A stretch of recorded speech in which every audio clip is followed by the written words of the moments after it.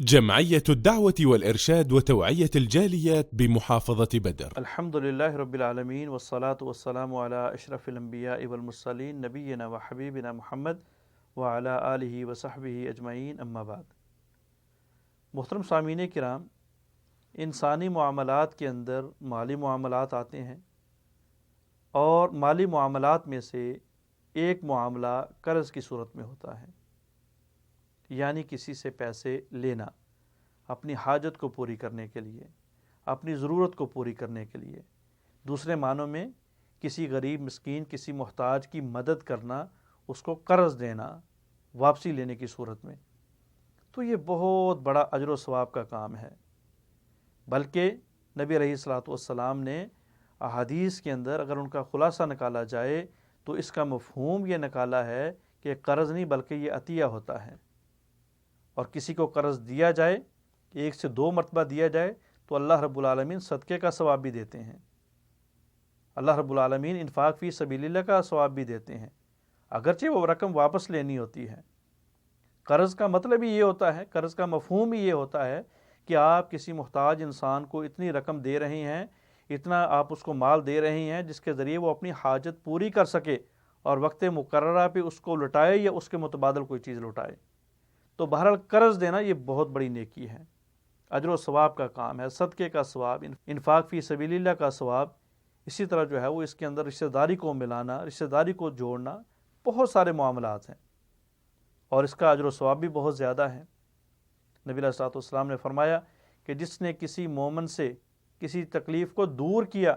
اللہ رب العالمین اس کے بدلے قیامت والے دن اس سے مصیبت کو، تکلیف کو دور کریں گے. تو ایک محتاج آدمی جس کو پیسے کی ضرورت، اس کو پیسہ دے دیا، اس نے اپنی تکلیف کو اپنے آپ سے دور کر لیا، آپ سبب بنے، آپ کا پیسہ آپ کے پاس واپس آ گیا، تو گویا آپ نے یہ چھوٹا سا عمل کر کے، یہ چھوٹی سی نیکی کر کے آپ نے بہت بڑا اجر و ثواب کما لیا. نبی علیہ الصلوۃ والسلام نے فرمایا کہ اللہ رب العالمین ایسے شخص کو جو کسی کو قرض دیتا ہے اور پھر اس کو مہلت بھی دیتا ہے، قیامت والے دن اللہ رب العالمین اس کو اپنے عرش کا سایہ نصیب فرمائیں گے جس دن کوئی سایہ نہیں ہوگا. تو بہرحال اگر کوئی محتاج، کوئی فقیر آ جائے، جیب اجازت دیتی ہو، اکاؤنٹ اجازت دیتا ہو، تو اس کو قرض دینے میں انسان کو بخل نہیں کرنا چاہیے. اس کو قرض دینے میں انسان کو جو ہے وہ پیچھے نہیں ہٹنا چاہیے، کمینگی نہیں دکھانی چاہیے، بلکہ مسلمان بھائی کی مدد ضرور بضرور کرنی چاہیے. اب دوسرا سوال یہ ہے کہ اگر آدمی مقروض ہے تو کیا وہ زکوٰۃ لے سکتا ہے یا اس کو زکوٰۃ دی جا سکتی ہے؟ جی، مقروض آدمی علماء کرام کی نظر میں، فقہاء اعظام کی نظر میں، اور اسی طرح ائمہ کرام بالاتفاق ان کی نظروں میں زکوٰۃ کا مستحق ہے. ایسا آدمی جس کے پاس اس کا گھر ہے، جس میں اس نے اپنے بیوی بچوں کو رکھا ہوا ہے، اس کا تھوڑا بہت کاروبار ہے جس کے ذریعے وہ 2-3 ٹائم کی روٹی کماتا ہے، لیکن اس کے اوپر قرض اتنا ہے، اس کے اوپر جو ہے وہ دباؤ اتنا ہے کہ وہ پریشان ہے، تو ایسے آدمی کو زکوٰۃ دی جا سکتی ہے، وہ زکوٰۃ کا مستحق ہے. لیکن اگر آپ نے کسی کو قرض دیا ہوا ہے تو کیا آپ اس قرض کو زکوٰۃ کی صورت میں اس کو معاف کر سکتے ہیں؟ جمہور علماء کرام کا اتفاق یہ ہے کہ نہیں، آپ اس سے قرض کا پیسہ واپس لیں گے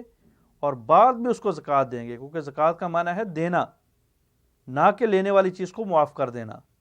ہاں، آپ اس کو مہلت دیں، آپ اس کو مؤخر کریں، آپ اس کو معاف کریں، اس کا الگ سے اجر ملے گا،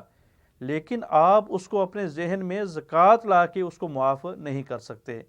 کیونکہ زکوٰۃ آپ کا حق ہے اور اس نے واپس کرنا ہے، اور زکوٰۃ آپ کے ذمے ہے، آپ نے اس کو ادا کرنی ہے. تو لہٰذا کسی بھی مقروض آدمی کو جو آپ نے قرض دیا ہوا ہے، زکوٰۃ کی صورت میں آپ اس کو معاف نہیں کر سکتے، بلکہ اس کو واپس لیں گے، اور واپس کرنے کے بعد دوبارہ اس کو جو ہے وہ آپ زکوٰۃ دیں گے، یا آپ اپنے ٹائم کے اوپر اپنی زکوٰۃ نکالیں گے، اور جب وہ آپ کا پیسہ واپس کرے گا تو آپ اس کو اپنے مصرف میں لے کے آئیں گے. اللہ سے دعا ہے اللہ قرآن و حدیث کے اوپر عمل پیرا ہونے کی توفیق عطا فرمائے.